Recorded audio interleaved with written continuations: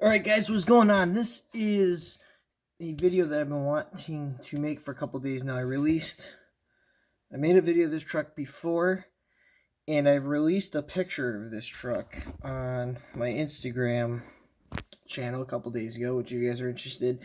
My Instagram is Greenlight Fire Station 7. Go ahead and subscribe to it and check out my pictures. I got a lot of mostly Greenlight Fire Department stuff, but I do have some stuff like this. My collection is mostly fire, but I've had other construction and DOT stuff. Obviously, this is Greenlight DOT. So this truck I've shown videos of in the past. This is a 1/50th scale Kenworth T880 made by First Gear. The Greenlight DOT and the 10 on the side is added by me, as well as the plow. But the truck itself has many features, as much as, the wheels turn and they kind of click into place. The hood does open, which I can't open it right now because the plow lifts in the way. The bed does tilt and the tailgate opens. And for some of you guys that are wondering, that's as high as the bed tilts. So this is a pretty cool truck. And this plow, I've showed this truck before, but the plow is different. I've rebuilt kind of the whole plow system on it. So originally there was on the front bumper, let me turn this around this way so you guys can see better. So on the front bumper here, there used to be a hook, a drop pin hook. And on this truck, I had built the plow, and I had coming off the back of the plow was a tab with a hole in it, and it would go in a drop-in hook, and I had a pin that would go into it. Well, I was taking pictures for my Instagram page the other day of it plowing in the snow. I had the bed loaded up with sand. It looked great. And I got the shots that I was looking for, and on the way in the house, I accidentally bumped my leg and tore that piece of the plow off. So I took it as I was originally going to rebuild it, and to make a long story short, this is what I came up with. So basically, this is all custom hand built by me.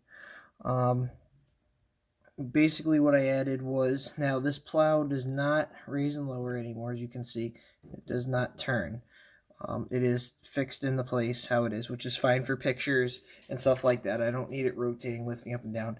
And it will not detach itself from the truck unless I pull the one screw that holds the bumper on, because this is glued to the bumper. I can pull the whole bumper off and relieve the truck from the plow. Now I have a matching T880 truck that I have as a forestry division truck. It's a triaxle tractor that matches this truck as well. I kind of bought them together because I wanted the dump truck. But I decided I wanted to get a bigger scale plow truck because I have a couple Matchbox ones, but I don't have anything of big scale. So I decided last year before I moved to Connecticut to build this one. And so here we are. So what I did was I used square tubing. It's 1/8 thick. Ooh, that's a little much. This stuff, 1/8 thick polystyrene square tubing to build the parts like the lift mechanism and this bar that comes out, as well as the bar that's mounted to the bumper. I used this Precision Metals. It's a 3-piece 0.047 inch music wire. This is what it looks like here. All these I got at my local Hobby Lobby. There's 3 pieces of metal in each one. One of them obviously has been used. And I cut it up to make the hook right here. And I also used that same metal to build the brush guard on Brush 8, which is that custom International Work Star that I built last year. As far as what I built the plow with, I used, this is an assortment pack, but I built the plow with Let me move this kind of out of the way so you guys can see this. So I used the 1/10 0.01 inch. Actually, I think it was the 0.04 inch thick polystyrene and 0.01 inch thick styrene to build this kind of bottom plate section here, which if I turn this truck upside on the side, you can see what I'm talking about right there. So this plate coming from, basically the whole frame coming from the actual plow all the way up to the bumper. And then last but not least, I needed to come up with something to use as a lift chain to give it that realistic look, which is this chain right here. So how this truck works is there's a cylinder that engages this, which I was going to put a cylinder there, but it's kind of small to get something in there. I do have some tube styrene that I could use, but I'm not going to. But basically this piece lifts up, tightens tension on the chain. It keeps lifting up and lifts the whole plow up. So with that, I used, and I actually went and picked up from Hobby Lobby, all these things I've got in my local Hobby Lobby. This is actually a necklace. You can see right there, there's the hook for it. The necklace. It's just this necklace that looks like a chain. And I picked it up and I cut it to a length I thought suited best. Kind of found the middle link of it, dropped it through that hook there after I set that hook in there. Now that hook is in square tubing, so it's actually, there's a hole in the center there. And I dropped it in that hook, and then I kind of just came down and kind of laid it out and then cut it so it just fit on there, and it hooked it and then glued it on. But I wanted it to look like it was a little longer than it needs to be, because most of the time you don't have any chain tension at all on that plow. So you actually drop the plow lift all the way down, and there's going to be some tension in the chain that allows the plow to have up and down movement with the road surface. So that's why I kind of did that the way it is. And you guys can actually see if I just touch it a little bit. Well, you probably can't see, but it's not, I don't have anything on me to poke it with. It's not infixed. So what that means is I only glued it right at where it touches the plow. So the actual, I did not glue the links together, so the actual chain is movable.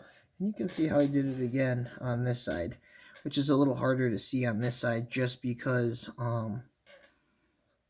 you know, the plow is turned to the left there. So, and here it looks from the front. It's a little bit off-centered, but that's okay.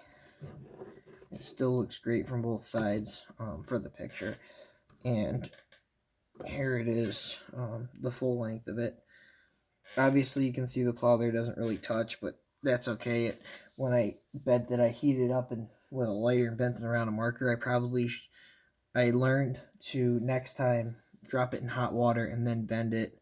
So it's a little iffy along the bottom here, but that's okay. It looks fine in pictures. And there's one side of the truck, and then here's the other side of the truck as well, so you guys can kind of get an idea of what it looks like. I have not built any kind of spreader for this truck yet. I'm probably not going to, because there's three types of spreaders. There's box spreaders, there's in-bed spreaders, and then there's just the spreader where the truck basically just tilts its body up like that, and the dirt kind of sand slides back. So most pictures it's just going to be featured with the bed up a little bit to show that it's tilting like that. And I think most of the trucks reach up to something like that when they're dumping salt, and it dumps into a little hopper that then drops it, that mounts on the back here. So alright guys, well, I appreciate it. Thank you for tuning in on this video. Don't forget to comment, rate, and subscribe, as well as, again, follow me on Instagram at GreenlightFireStation7 to see more cool builds like this one and other stuff coming. I do have in the works another plow truck I'm going to make, but out of 1/64 scale Greenlight International Workstar truck. If this truck gets any other updates in the future, I will make a video about it. And alright guys, I will see you guys next time. And don't forget to comment, rate, and subscribe. See you guys later.